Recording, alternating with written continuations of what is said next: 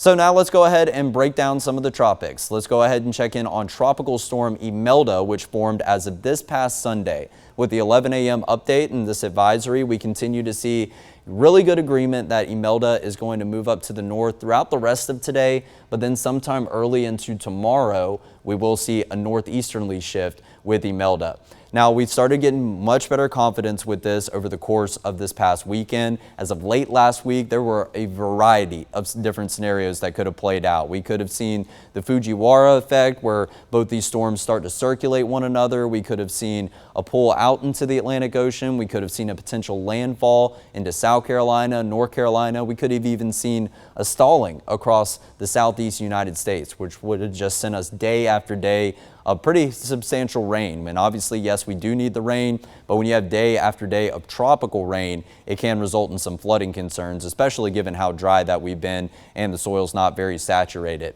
So Tropical Storm Imelda, as of this latest update, winds of 60 miles per hour, needs about a 15 mile per hour bump in order to gain Category 1 hurricane status, which it is forecast to do as we go within the next 24 hours or so. And the biggest change that we have seen now is Imelda forecasted to gain Category 2 status. Winds right there somewhere around 100, maybe even getting up into around 110 mile per hour winds. But we now see that Imelda is not going to go dead north like it was forecasted to do as of a couple days ago. Imelda will continue to move out into the Atlantic Ocean and probably will have some implications on the island of Bermuda. And I know right now the timing is kind of getting into fall break for kids and maybe planning a last minute cruise to soak up that last little bit of warm weather that does remain, especially in those tropical areas. If you have any plans for, say, a cruise to go out into Bermuda, this is something you'll want to keep a very close eye on over the next couple of days.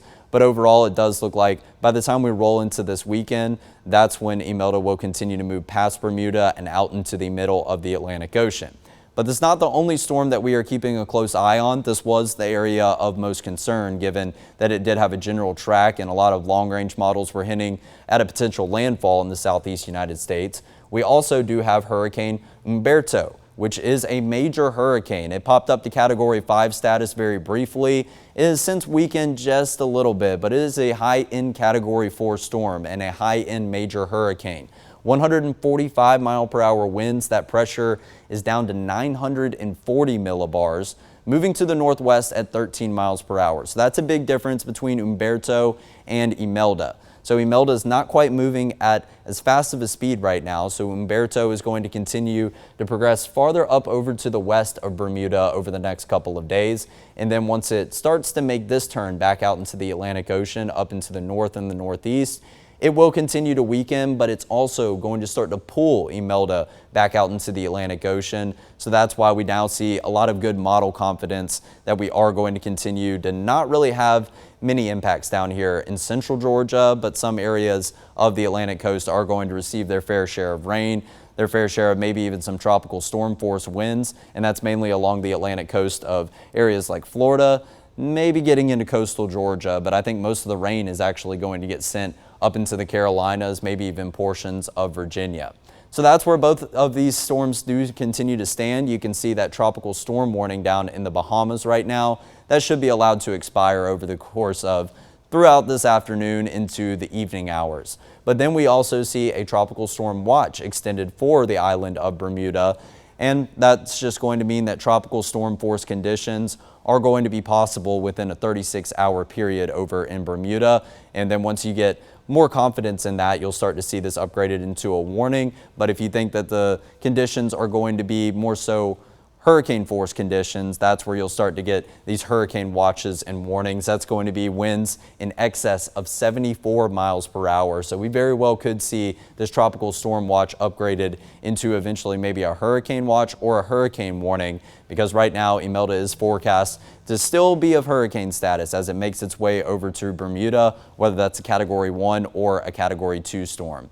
And continuing to just double check all of our data. I know I gave you every possible scenario about where these storms could go as of late last week. Well, Well, it is really nice to see that we see a lot of clumping together amongst these spaghetti plots. So obviously you see your outliers here and there where maybe one individual model run is taking the storm back up into the mid-Atlantic portion of the United States. But the line of best fit and the most consensus is that we will continue to see Humberto move a little bit faster, and eventually it will start to pull Imelda back out into the Atlantic Ocean. Really good agreement amongst the GFS model right here, and obviously it does get a little bit more spread out after you pass Bermuda, but none of these have maybe, say, a swing around back into the southeast United States. European model is following suit, continuing to see very good agreement, maybe one or two outliers that try to send one of these storms up the Atlantic coast of the United States. But for us here in central Georgia, no individual model runs are going anywhere near us. I do believe that most of the east coast of the United States really should remain untouched, besides our fair share of some gusty winds in a select few areas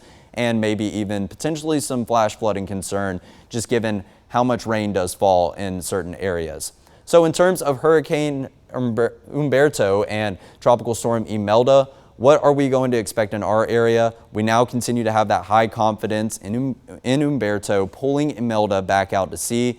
Minimal impacts here in central Georgia. All we're going to be dealing with is some spotty showers associated with those outermost bands of rain and some breezy conditions for a couple of days, but nothing that's going to be of damaging wind nature. At the very most, we might see some wind gusts up to 25, maybe 30 on the very upper end of the scale, but that's going to be well down to our south and our southeast. And also, Hurricane Humberto, that is the stronger of the two. That is the storm that we don't want to see any impacts from, and that is still forecast to stay out at sea. So yes, if we had to pick one of the two to receive impacts from, it would be Imelda, only forecasted to gain category 1 or 2 strength, but we don't want impacts from either. So we continue to see good confidence that neither of these storms are really going to have any impacts, besides a few spotty showers and some breezy conditions that continue to settle in.